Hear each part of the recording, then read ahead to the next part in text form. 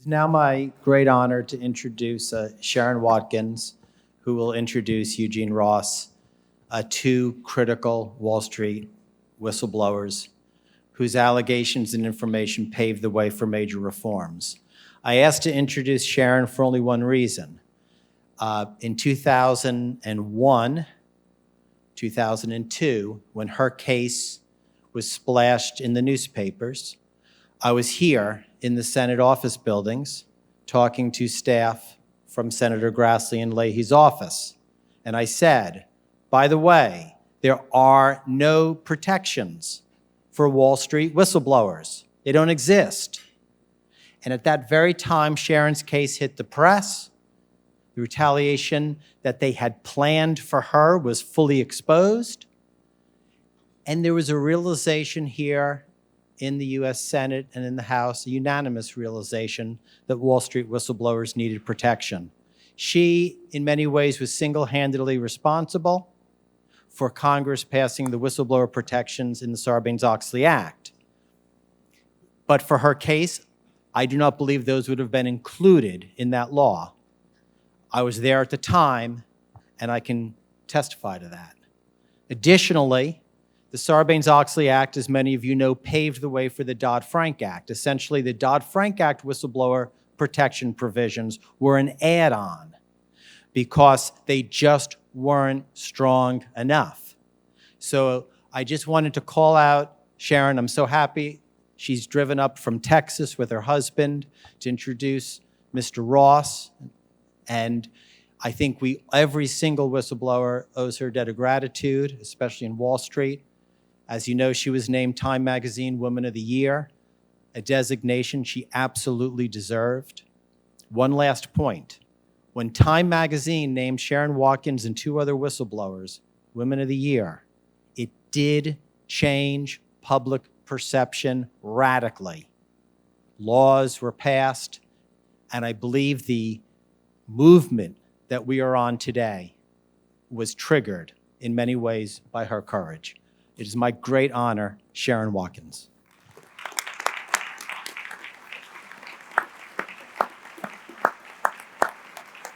Thank y'all. Well, it's wonderful to be here. It's wonderful to be in this room with so many whistleblowers. I will limit my remarks to just really telling you a small window of what happened to me in the fall of 2001. Similar to some of the things we've heard all day, including what Jane started with this earlier, I was optimistic but also naive, and I just thought facts and truth stood on their own. And when I discovered fraud at Enron, I was really in the midst of trying to figure out what to do next when our CEO, Jeff Skilling, abruptly quit.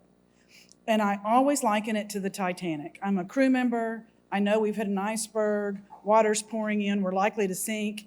And before I can even warn the captain, he takes a helicopter home, and just leaves us all on this sinking ship.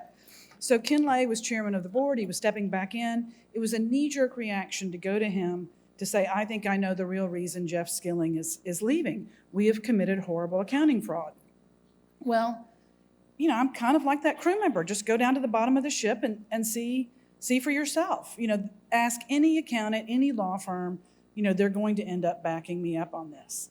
Well, it still baffles me what happened in that fall of 2001, because it's almost like Ken Lay turned to the executives around him and said, nobody go down to the bottom of the ship. Just take a look at the plans, make sure we're unsinkable. Iceberg shouldn't matter to us. They did a very limited review, and the company ended up writing off these structures I was concerned with in a way that almost like blew another hole in the bottom of the ship. Within a short period of time, by December, Enron was declaring bankruptcy.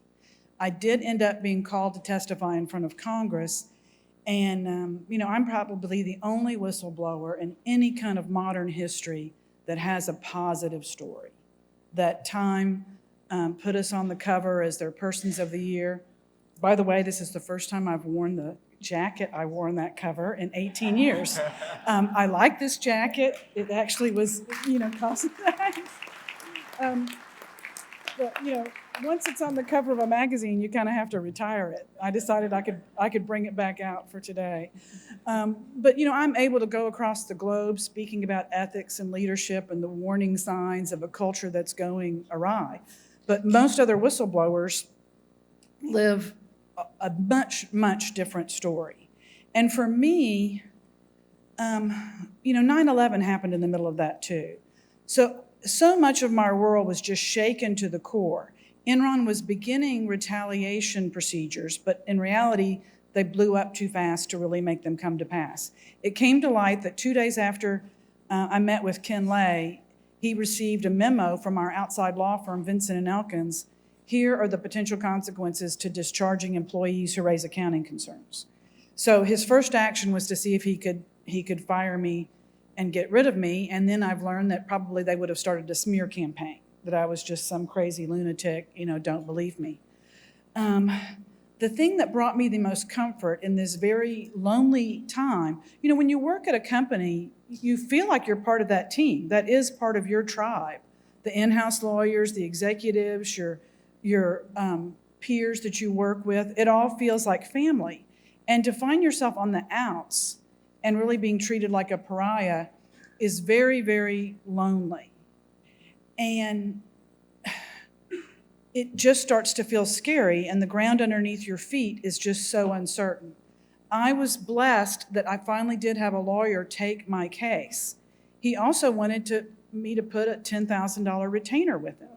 Well, I'm looking at, is Enron going to stay alive? Is it going to go bankrupt? Do I need to, what's going to happen? Can I get another job? How do I support my family?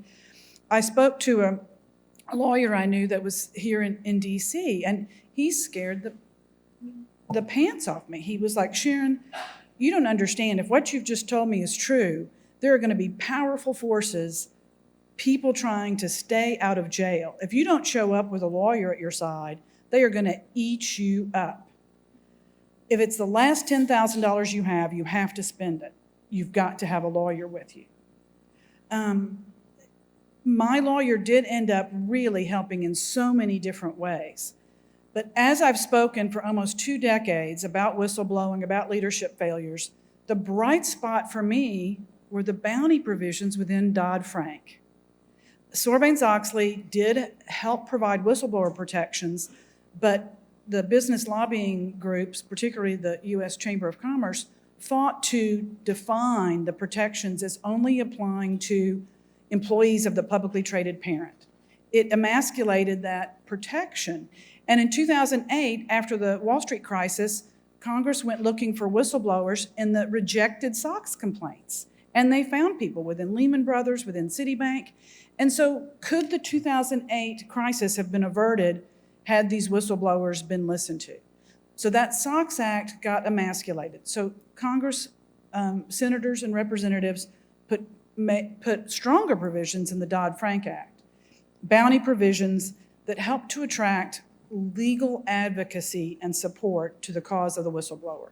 And as I've spoken across the country, it is a bright spot for the lonely position of the whistleblower.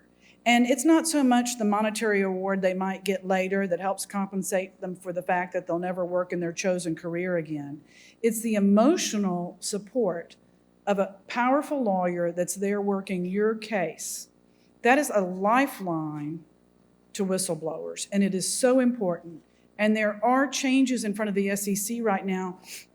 They're proposing things that would cap the reward or make the reporting of it such that it'd be harder for a whistleblower to gain that monetary reward. And that monetary reward is what allows the legal community to open departments, to put lawyers dedicated to the cause of the whistleblower. It's just too important.